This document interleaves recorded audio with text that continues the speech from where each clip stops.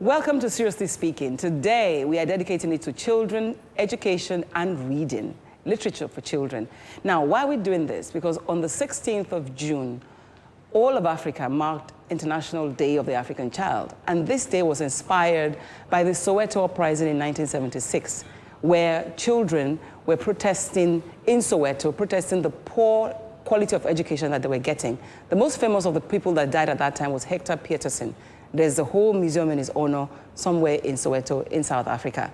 Now, that's not what we're about here. Today, we are showing you that even in these times, when it appears like children are focused on the digital world, you'll ask me what kind of children.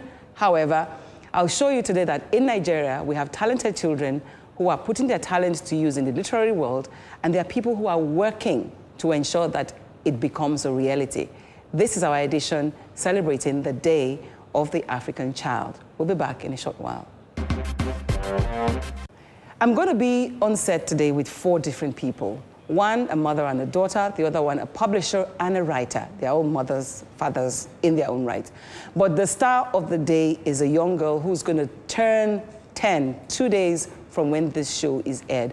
So I'll start by wishing you, first of all, Osayiware Omonua Emokaro. I'm calling you your mommy's first name. Osayiware, welcome to Seriously Speaking.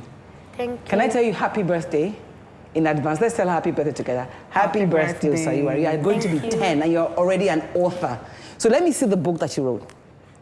Osayiware is the second child of Omonua Emokaro. Now, it's not by accident that they are both Benin, so please, pardon me. We are kind of special, aren't we? We are. Omonua is the mother of Osayiware. Now, Omonua has 3 other children, and she believes they are very talented. But in this one, she sees something she could do something about immediately, right? True. Tell me about how the journey to the expensive purse and other stories came about. Now, this is a small book, but it's fantastic. Yes. There are 3 stories in it. Yes. Well, she's turning 10 right now, but she wrote that book when she was 7. Oh, look at it. And she's smiling. You know, and if you look at it, that's been how many years? Almost 3 years. That's right. Of doing nothing. You know, when I noticed her writing skills, I remember that I couldn't finish my own book. You started I started writing a book when I was in secondary school, but I couldn't finish. I was mocked, they laughed at me and said, oh, you want to be an author? Oh, and they laughed, and so I abandoned it. But when I saw it in my child, I said, no, I won't let history repeat itself. And what did I do? I encouraged her and asked her to go ahead and write the book, that if she could finish it, if she could write the stories, I'll put them together and publish the book for her. And she did. She took the challenge and did write those stories. She had a number of them, so just let me have the ones you finished. And she says, I have more interesting ones to put out there. I said, no, let's have what you have already. And she gave me these 3, and I sent it to the editor. They edited the book, and my daughter won't take the editing. She says, no, they changed my story. So what did they do with the editing? They took out some words, they changed some names, they did some things to it. That was when I really took her seriously. She cried and said, I won't take this. So what's your story? The expensive purse, for example. Why did you write that story? I wrote it because I loved reading and I also loved writing. So I thought about the others that also loved reading. Mm-hmm. So if I could write stories for those who love reading, and they will love my books too. So what's the expensive purse about? It was about going to a store. Is there a moral behind it? Do you sit down and say, okay, I want people to learn this? The moral is actually that you shouldn't take vengeance on things you know are actually wrong. Because in the book, Amy Cracker and her husband, they were friends with Eric Dahlia. Mm-hmm. So her husband, Justin, he actually he committed a crime. Mm-hmm. And he asked Eric to cover up for him, but Eric said no, he won't. And he handed Justin over to the police. Mm-hmm. And he got arrested. There he died. Amy knew what happened, but she thought it was Eric that killed him. Let's not tell the whole story, but can you imagine a 7-year-old mind developing a plot that is so... where do you think you got this from?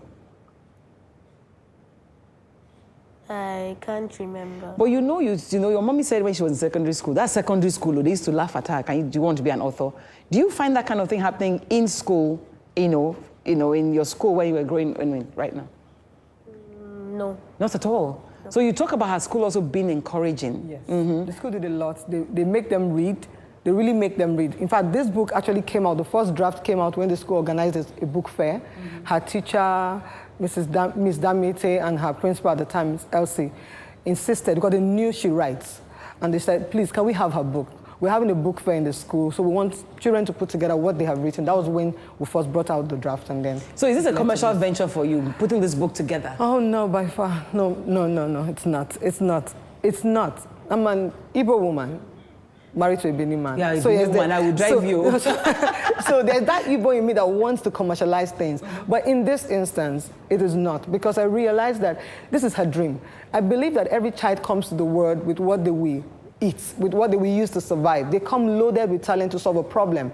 But sometimes we do not follow through with that talent. We do not do anything about it. And I didn't want that to happen to this child of mine or any other of my children. Well, you're doing something about it because you have some NGO that you're setting up to try to encourage people, to encourage their children. Yes. I would have to say thank you, but we keep you here and have a conversation with adults who are working in this area. And Osaiwari, I wish you well. And tell your friends that when you become do you want to be a published author, bigger author in future? Yes. Is that what you're going to do? You're going to be a writer? Yes. Which writers do you particularly like? Nigerian writers? Any Nigerian writers?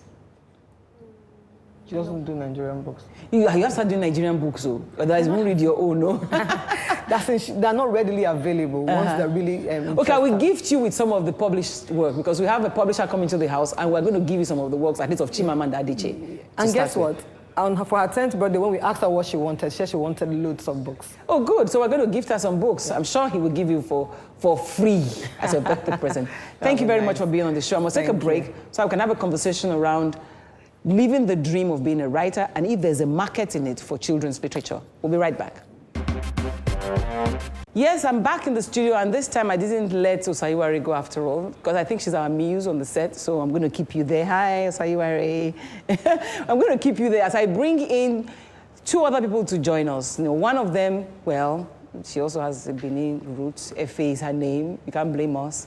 And Efe is Efe Farinre, a chemical engineer turned author by circumstances, writing children's stories.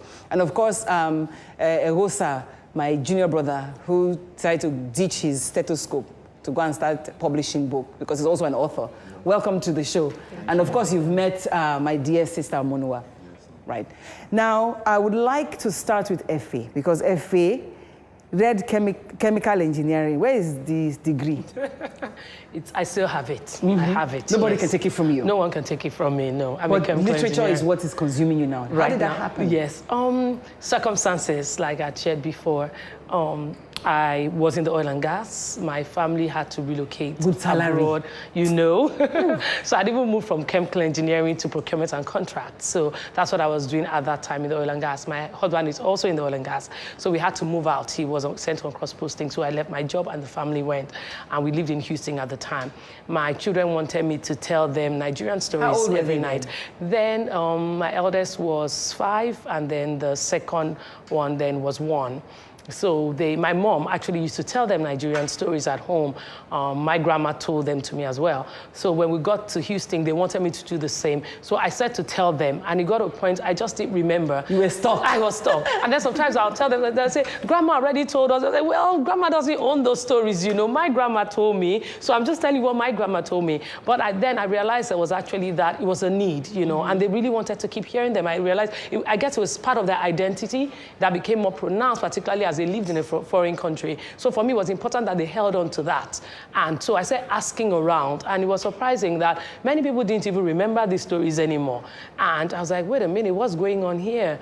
And I did find a few books online with Nigerian folktales, but they were written by foreigners. And I thought, come on, who better to tell our own stories? Exactly, who better to tell our own stories than us, ourselves? So I said to write them. I said to ask. Did you have to check with mommy again, please? That touching story. How the tortoise became gold, for example. Exactly. I'll call my mom, and then we'll do the songs, and then I'll call people from different parts of Nigeria, and then they'll tell me the stories exactly the way that they heard them or they were told. The only thing, though, I realized in putting the story together was that our moral needs, so to say, had said to drift a little bit over the years. So I would say, for example, we were told, do not steal, do not kill. All those things are still there. But there's also the added layer of what I found children were struggling with, like peer pressure, bullying. Which of the stories address that, for example? How the tortoise became bold is about the bullying. How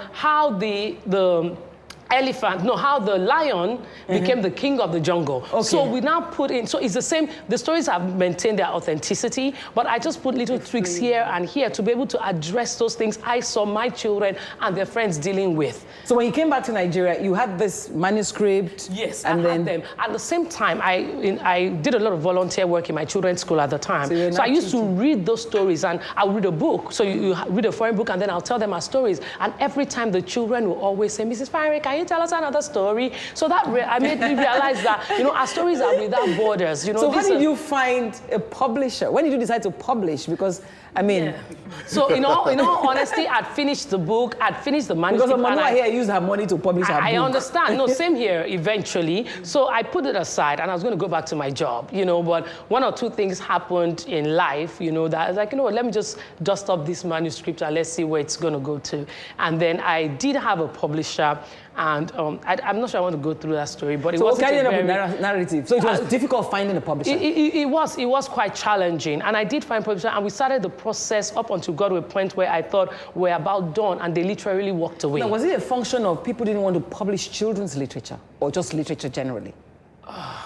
Let me help. Yes, okay, maybe because he was there. It's complicated. I worked for a publishing house before you set up this one. Who published my novels. Yes. I ran the business for her before I now set up my business. So she was one of the authors I had acquired. Oh, okay. So when I left, it became a casualty of the refocusing of the company's agendas, so to speak. So a few books were called from the coming out list. So you took this one? And so this was one of them. So I had now set up Native Landscape as a publishing services firm. So she was one of our first customers. So she actually, it was a co-publishing deal, basically. Okay, so tell me, the question is it difficult? Why don't you have enough children's literature? Is it that there are no writers or there are no publishers? We do. Cassava Republic was doing this massively powerful series of books that they... But there were romance novels. No, not the romance novels. There was the children's books. Many of them, they were doing 10,000 copy, 20,000 copy print runs. And they had kind of keyed them in with the UNDP's Millennium Development Goals. They came out 4 years ago. There were really a lot. The problem is a definition of, is a clash between distribution and the creation of the stories. Oh. At Kachifa, I had published Afro, the girl with the magical hair. That's the publishers we read before. Yes, exactly. Which was a take, an African take on Rapunzel. Instead of letting down your hair, was that the one that we kind of let up our hair. Okay. Yes, Afro, the girl with the magical hair. So we had been engaging, the publishers are engaging. I was particularly excited by Folktales Are Forever for the same reasons that she was, because we're of a generation. And the storyteller in our family was my dad. So my dad would tell us, Joromi, if Mami eats this rice, tell us all these stories about Agbaka and all those, about the alligator who was eating naughty children. And I found that I couldn't tell my own boys. Do you find that too, Omonua? I'm just wondering because, Because I couldn't remember them in that much detail. Do you find that a challenge? I did at some point when I want to tell them stories. I can't remember what the tortoise did, how he went into the toilet. Then you create your own. I tried somewhere and I just gave up. Or how the hot beans I just lost his hair. everything. I couldn't remember even one. I would like us to end by saying what we wish for the Nigerian child, looking at literature and its education now, before we go. Can I start with you, Omonua? I'd like to encourage parents to look inwards. In that child in your house is a talent. Don't let it die. What was your first child? What's her talent? She loves to sing and dance. Okay. So you were also... Actually, this reading for that, for me, I just believe that buy books in the house. I once had a visit from friends. And force them to read it, Joe. Friends who came and said that, Egosa, why book for your house? I said, because I'm raising children and they need to read. Do they read your kids? Yes, of course, even by accident. When they are Do you bored, like go and read? No, the books are there. Eventually, they pick them. Oh, the others will put them all over the place. They're just all over the place.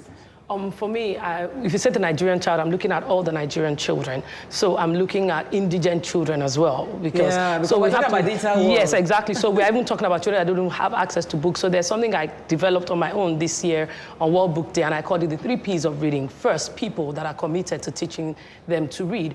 Then 2 pages of books that they're able to read. They need that access, and then places where they can read. Everything starts first in the home, you know, and then society and government can give support. Build libraries from the home to the school, to the just public libraries, get books in there, then get people that are maybe volunteered or trained to teach reading. Well, what I take away is that I'm going to buy more books. I'll buy some from you.